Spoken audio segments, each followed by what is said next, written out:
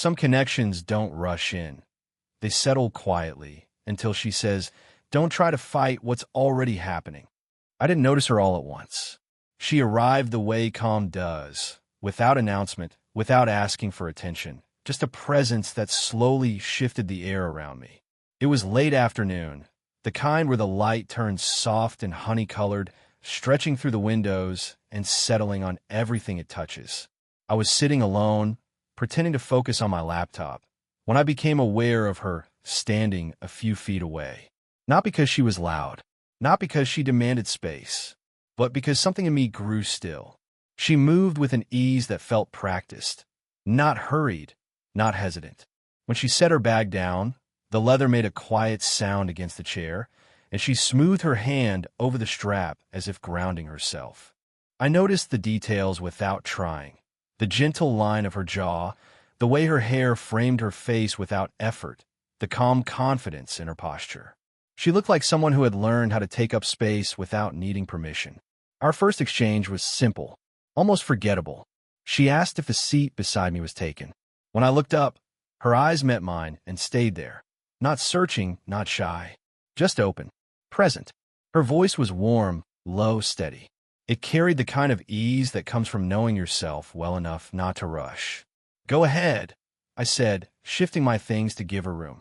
As she sat, our arms brushed, just for a second, but it lingered in my awareness longer than it should have. The contact was light, barely there, yet sent a quiet awareness through me. Not electricity, something steadier, like warmth settling in.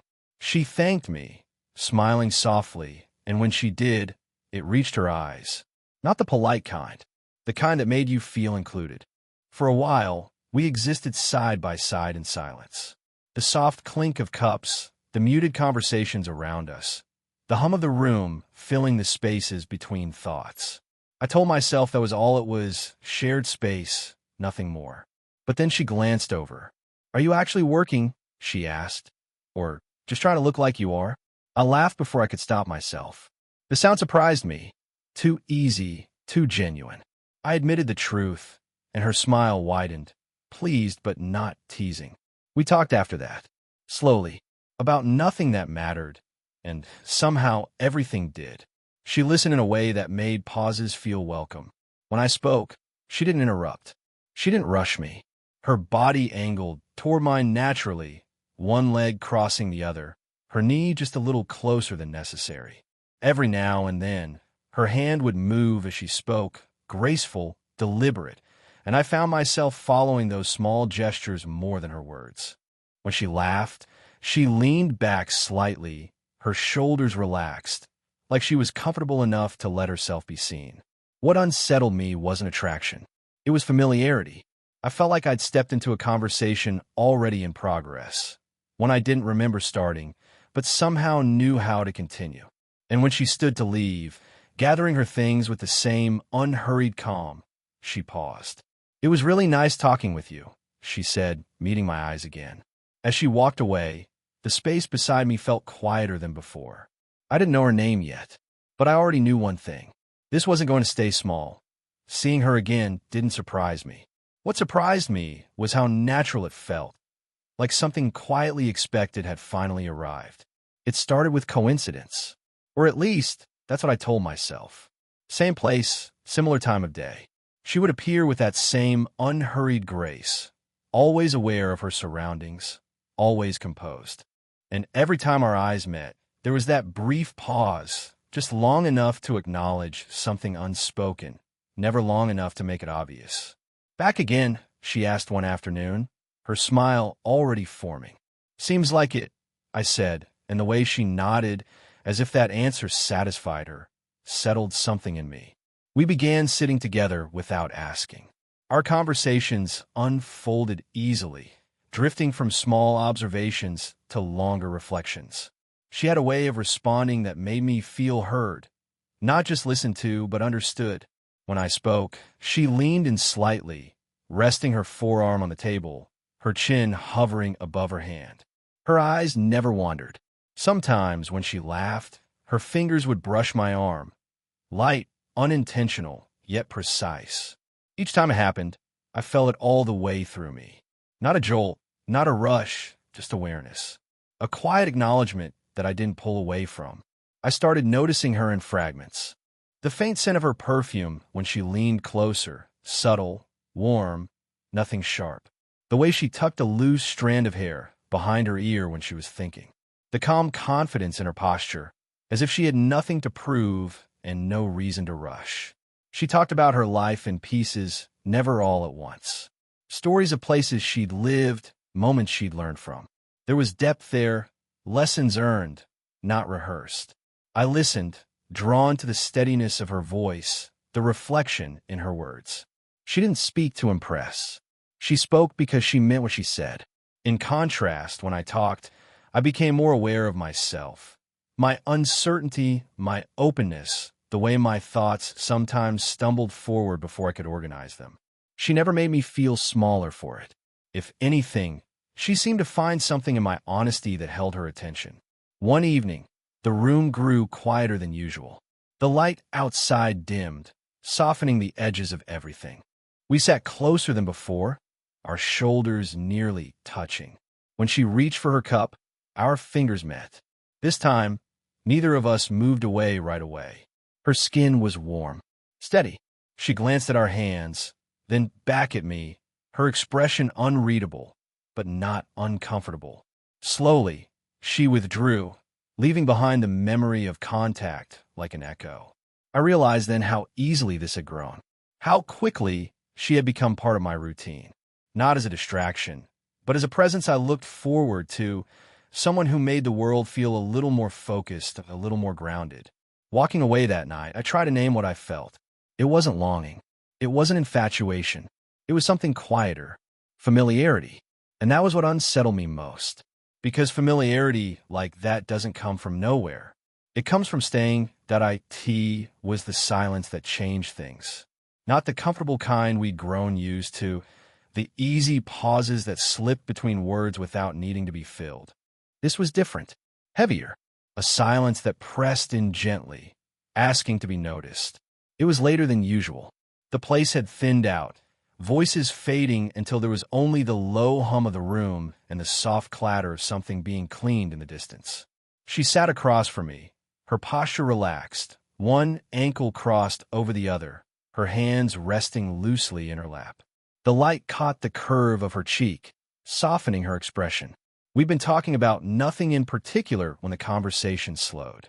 Her gaze lingered on me longer than before, not expectant, not uncertain, just thoughtful. I shifted in my seat, suddenly aware of how close we were. The edge of her knee brushed mine beneath the table. Neither of us moved. The contact was light, barely pressure at all, yet it grounded me instantly. I could feel the warmth through the fabric of my jeans, steady and real. My instinct was to pull back, to create space where there suddenly wasn't any, but something held me there. Not courage, not confidence, curiosity. She exhaled slowly, as if she hadn't realized she'd been holding her breath. Her fingers lifted, then settled again, resting on the table this time, closer to mine than before. "Do you ever get the feeling," she said, voice softer now, "that something's been building without you noticing?" I didn't answer right away. I watched her thumb trace the rim of her cup, the movement unhurried, almost absent-minded. There was a vulnerability there I hadn't seen before.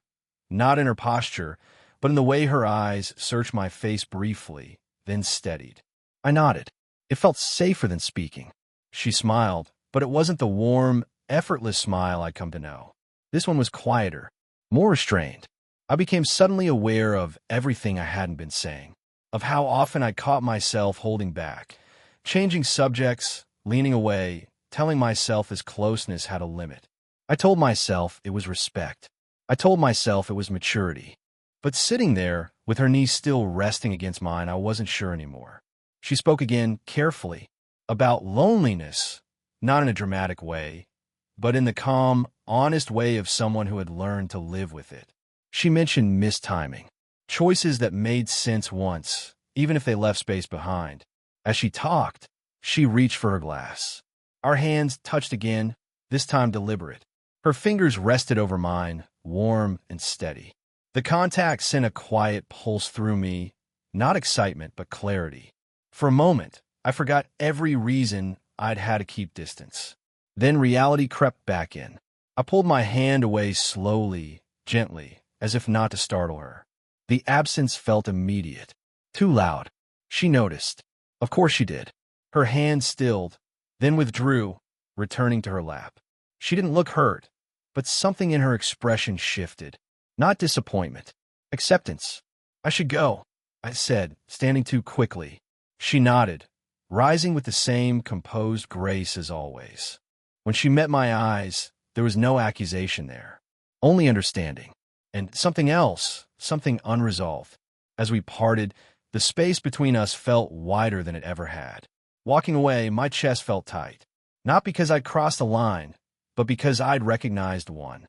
And I didn't know yet whether I'd step back from it or only delayed the moment I'd have to decide. The distance I'd created didn't last long.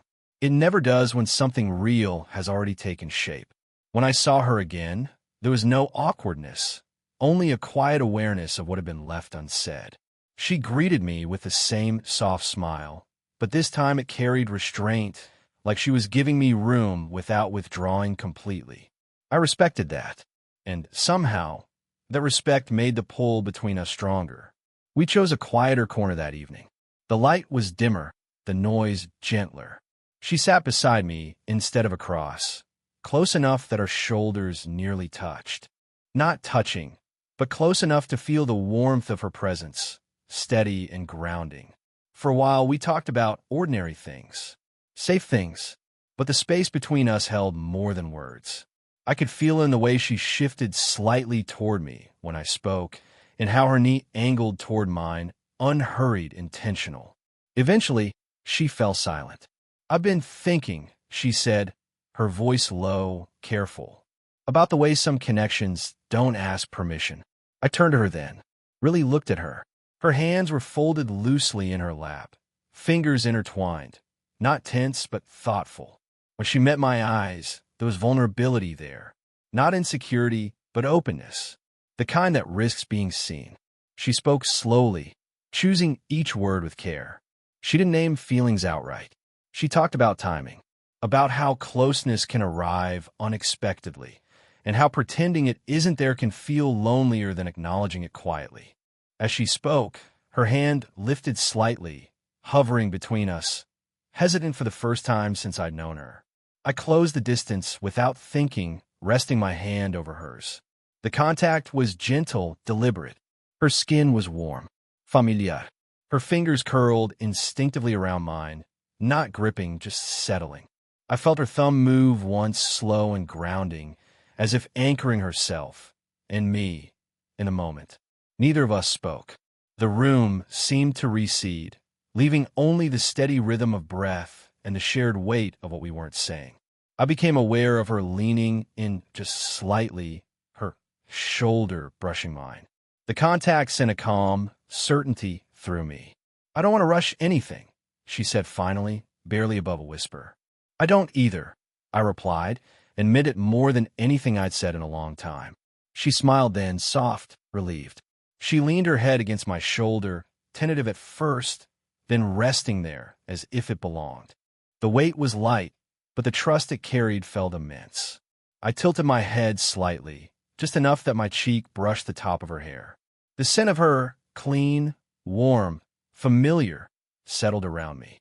My arm lifted instinctively, resting behind her, close but not claiming.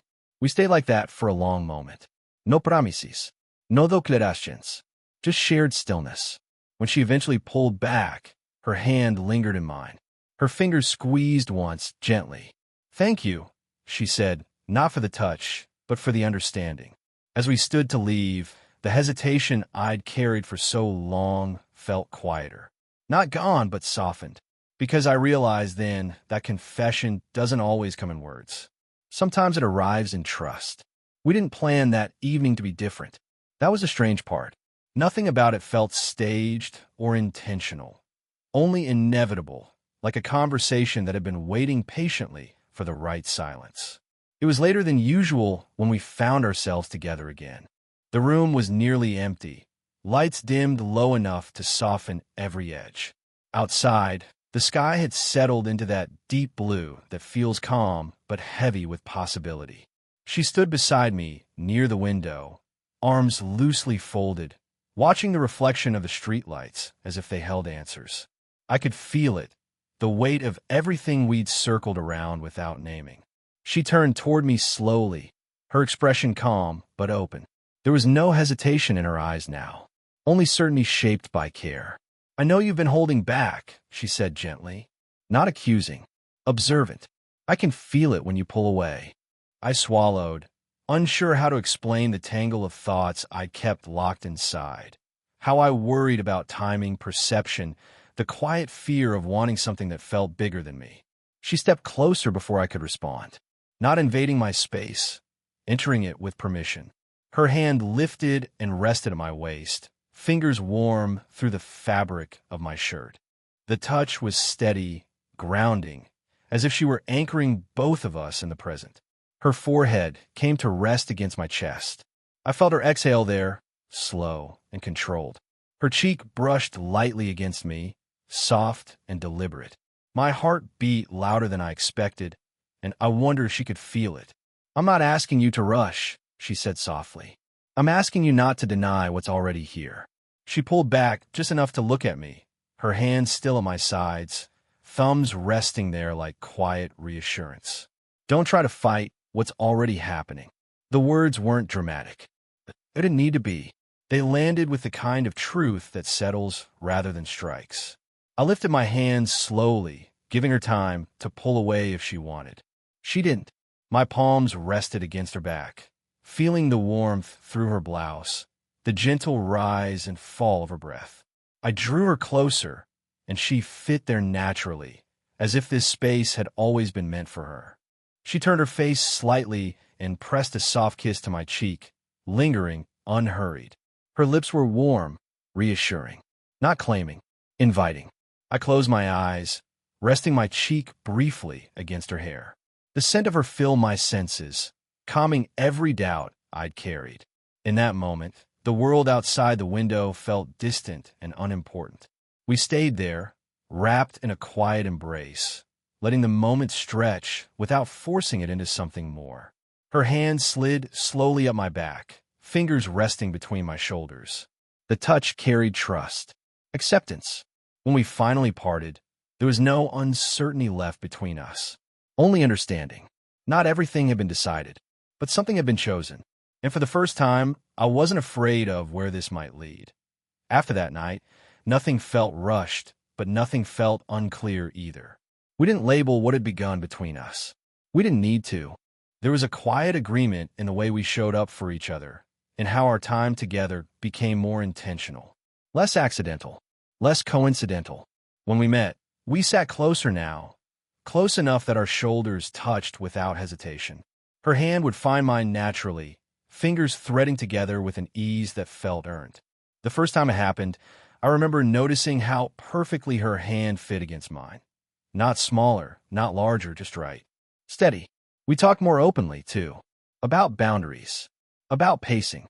About how neither of us wanted to hurt the other by pretending this was lighter than it was. She spoke with honesty shaped by experience, acknowledging the way people might see us, the questions that could arise. I listened, really listened. And when it was my turn, I admitted the fears I'd kept tucked away, the uncertainty of being younger, the quiet pressure of wondering whether I'd be taken seriously, whether I'd eventually fall short of what she needed. She didn't interrupt. She reached out, resting her palm against my chest, right over my heartbeat. The touch was gentle, grounding. "You don't have to be anything else," she said softly. "Just present." Her words stayed with me. There were moments of hesitation, mine mostly, times when I caught myself pulling back out of habit, not doubt. She noticed every time. Instead of pushing, she would simply sit closer, her knee brushing mine, her shoulder leaning into me, reminding me without words that she was still there. One evening, we walked together after dark, the air cool and quiet. She slipped her arm through mine naturally, her hand resting just above my elbow. The contact sent warmth through me, steady, and reassuring. We moved in rhythm, unhurried, our steps matching without effort. At one point, she stopped, turning to face me beneath a streetlight. She lifted her hand and brushed her thumb lightly along my jaw, her touch tender but certain. The gesture carried affection, not possession. "I choose you," she said simply. I didn't respond right away. I covered her hand with mine, holding it there, feeling the softness of her skin, the confidence behind the gesture. When I finally spoke, my voice felt steady in a way it hadn't before. "I choose you too." The words didn't feel heavy. They felt grounding. We didn't seal it with anything dramatic, just a quiet embrace. Her arms slid around my waist, her cheek resting against my chest. I wrapped my arms around her, holding her close, feeling the calm certainty of her presence. In that moment, the doubts that once felt so loud were distant. Not gone, but manageable, because we weren't pretending this connection was simple. We were choosing it anyway. And somehow, that made all the difference. Time didn't rush us forward. It settled around us gently, like it understood the pace we needed. What we built wasn't loud or dramatic. It lived in the small, steady moments, the kind that don't announce themselves but slowly become essential. Mornings that began with quiet messages, evenings that ended with unhurried walks. The way her presence made space feel calmer, more intentional. When we were together, there was an ease that surprised me. She would sit close, her leg pressed lightly against mine, her hand resting on my knee as if it belonged there. Sometimes she would trace slow circles with her thumb, absent-minded, grounding both of us in the moment. The touch was never rushed, never demanding, just warm. We learned each other's rhythms, when to talk, when silence was enough. She had a way of leaning into me during quiet moments, resting her head against my shoulder, trusting me to hold the weight of her there. I'd wrap an arm around her, feeling the softness of her sweater beneath my fingers, the gentle rise and fall of her breath. There were still glances from others sometimes, moments where the world reminded us we didn't look like what people expected. But she never tightened her grip, never pulled away. Instead, her fingers would lace through mine a little more firmly, her presence steady and unshaken. One evening, we sat together as the sun dipped low, the sky shifting into soft shades of gold and blue. She turned toward me, studying my face quietly, as if memorizing it. Her hand lifted, brushing my hair back from my forehead with a tenderness that made my chest ache. "You feel settled," she said, smiling. "Different from when we met." I smiled too, realizing she was right. I felt grounded, seen, chosen. I leaned in and pressed a gentle kiss to her cheek, slow, deliberate. She closed her eyes briefly, leaning into it, her hand settling at the back of my neck, thumb resting there like an anchor. We stayed like that for a moment, foreheads touching, sharing breath, sharing calm. Later, as we walked side by side, her arms slipped through mine, our steps naturally aligned. The world around us felt quieter, not because it had changed, but because I had. I thought back to that first afternoon, the way she'd arrived without trying, the way she'd looked at me and stayed. I finally understood what she'd meant. Some things don't need to be fought or questioned into clarity. They ask only to be met honestly. And as I felt her hand squeeze mine, gentle, certain, I knew I had. I wasn't fighting what was already happening anymore. I was living inside it,